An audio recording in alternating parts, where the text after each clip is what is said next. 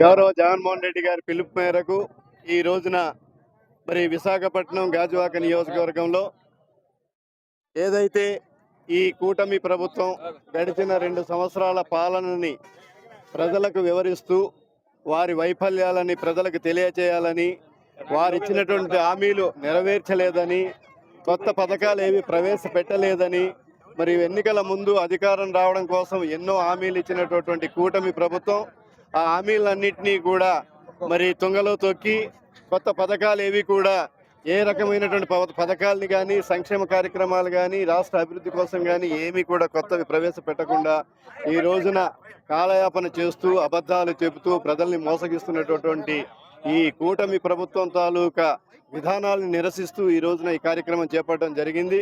ఎన్నికల ముందు అనేకమైనటువంటి హామీలు మరి చెప్పి అనేకమైనటువంటి హామీలు ఇచ్చి ప్రజల్ని మోసగించి అధికారంలోకి వచ్చినటువంటి కూటమి ప్రభుత్వం ఈ రోజున దగా చేస్తూ ప్రజల్ని వంచన చేస్తూ ప్రజల్ని మోసగిస్తూ కాలయాపన చేస్తున్నటువంటి పరిస్థితి.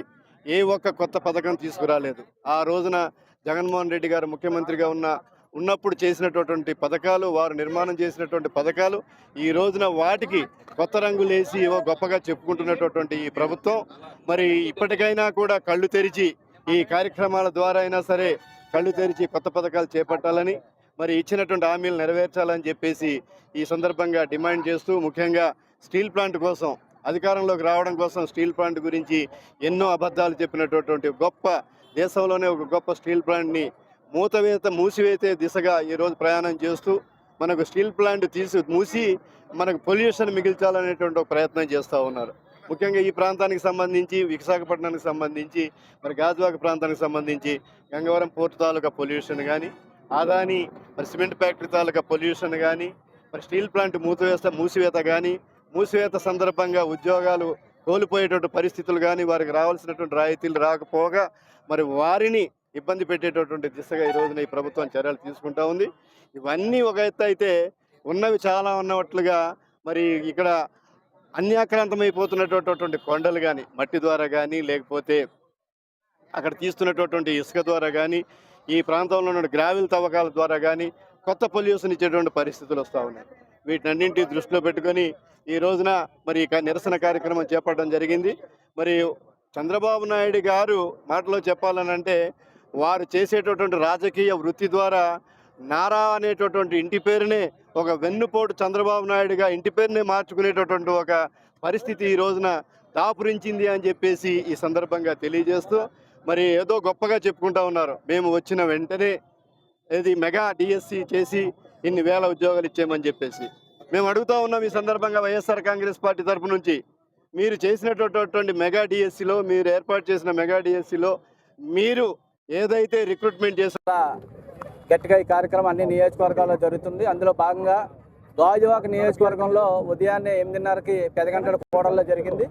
మరి ఇప్పుడు 9:30 ప్రాంతంలో మింది ఈ యొక్క BHP జంక్షన్లో ఈ యొక్క కార్యక్రమం జరుగుతుంది. ఈ కార్యక్రమంలో పాల్గొన్నటువంటి గాజువాక నియోజకవర్గం పరిశీలకులు మాజీ మంత్రివర్యులు పసిపిరెడ్డి బాలరాజు గారికి, అలాగే లతీష్ గారికి, మహేష్ రెడ్డి గారికి, అలాగే ఉన్నటువంటి ఇమ్రాన్ గారికి, చందు గారికి, అలాగే బోగా సంఘం ఈ 2 ఏళ్ళు కూడా చంద్రబాబు నాయుడు గారు ఎలక్షన్ ముందు డిప్యూటీ సీఎం గారు పవన్ కళ్యాణ్ గారు చంద్రబాబు నాయుడు గారు ఇచ్చినటువంటి మేనిఫెస్టో ఆ సూపర్ 6, సూపర్ 7 హామీలు ఏది కూడా నెరవేర్చకుండా ప్రజలందరూ కూడా అందరినీ కూడా మోసం చేసే కార్యక్రమాలు. బాబు వస్తే జాబ్ అన్నారు, ఏ జాబు లేదు. ఇక్కడ ఉన్నటువంటి ప్రాంతంలో స్టీల్ ప్లాంట్లో నిర్వాసితులు ఎవరైతే కాంట్రాక్ట్ లేబర్ ఉన్నారో సుమారు 5,000 మందికి కాంట్రాక్ట్ లేబర్ కడుపు కొట్టారు వీళ్ళందరూ కూడా. అదే కాకుండా స్టీల్ ప్లాంట్ ఎంప్లాయీస్ని అందరిని కూడా ఇబ్బంది పెట్టి వాళ్ళు స్వచ్ఛందంగా 2000 మంది పైన వాళ్ళు వాలంటీర్ రిటైర్మెంట్ చేసుకునే విధంగా, ఎందుకంటే జీతాలు అవ్వకుండా వాళ్ళందరినీ కూడా ఇబ్బంది పెట్టే విధంగా మనం చూసాం. చాలామంది బాబు ఎలక్షన్ ముందు ఇద్దరు కూడా చంద్రబాబు నాయుడు గారు పవన్ కళ్యాణ్ గారు ఊగిపోయి మీటింగ్లో ఊగిపోయి వాళ్ళు మొత్తం పెద్ద ఎత్తున యూత్కి అంతా యువతకు ఉద్యోగాలు రాని పక్షంలో నిరుద్యోగ వృత్తి ప్రతి మహిళకు 1500 అన్నారు. 50 సంవత్సరాలు దాటినటువంటి అందరికీ కూడా బీసీ ఎస్టీ మైనారిటీలు అందరికీ కూడా పెన్షన్ అన్నారు. ఇవన్నీ చేయకుండా ప్రజలను మోసగించి పెద్ద ఎత్తున ఈ రాష్ట్రంలో అవినీతి 3,50,000 కోట్లు అప్పు చేసి ఇప్పటి వరకు ఈ అప్పు అంతా కూడా అమరావతి నీళ్లు తోడడానికి అక్కడ ఉన్నటువంటి గెడ్ల కప్పడానికి తప్ప దేనికి పనికిరాలేదు. ఒక్క కొత్త పెన్షన్ లేదు. ఇప్పటికి 2 సంవత్సరాలు అయిపోయింది. ఉద్యోగాలు లేవు, ఉన్న ఉద్యోగాలు పోతున్నాయి. దేశంలోనే ఎక్కడ లేని విధంగా పెట్రోల్ హైక్ చాలా పెద్ద ఎత్తున పెట్రోల్ ఈ రాష్ట్రంలో ప్రజల నుంచి దోచుతున్నారు. అదే కాకుండా మనం చూస్తున్నాం కరెంటు బిల్లు, వాటర్ ట్యాక్స్లు, హౌస్ ట్యాక్స్లు విపరీతంగా పెంచి మొత్తం ప్రజల నడ్డు వినగొడుతున్నారు వీళ్ళు.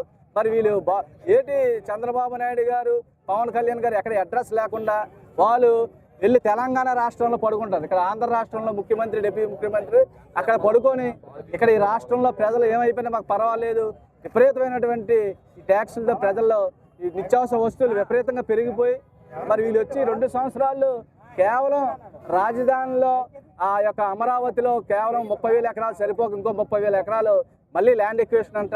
అంటే వీళ్ళు చేస్తుంది రియల్ ఎస్టేట్ వ్యాపారం తప్ప ప్రజలకు ఎటువంటి న్యాయం జరగలేదు, ఎటువంటి సంక్షేమ పథకాలు అందలేదు, బాబు వస్తే జాబ్ రాలేదు. మొత్తం డిఎస్సి అంతా కూడా ఒక్కొక్కరి దగ్గర 15 లక్షలు 20 లక్షలు దోచేసి అమ్మాయికి కష్టపడి చదువుకున్నటువంటి విద్యార్థులందరికీ కూడా అన్యాయం జరిగింది. డిఎస్సిలో చదువుకున్నటువంటి వారు ఎగ్జామ్కి అటెండ్ అయినటువంటి వాళ్ళందరూ కూడా మోసం చేశారు. ఈ కార్యక్రమం మీద రాబోయే రోజుల్లో మళ్ళీ 8వ తారీఖు 12వ తారీఖు పెద్ద ఎత్తున నిరసనలు కొనసాగుతాయని ఈ యొక్క 2 సంవత్సరాల వెన్నుపోటు దినోత్సవంలో పాల్గొన్నటువంటి ప్రతి ఒక్కరికి కూడా పేరు నమస్కారాలు తెలియజేసుకుంటూ సెలవు తీసుకోండి.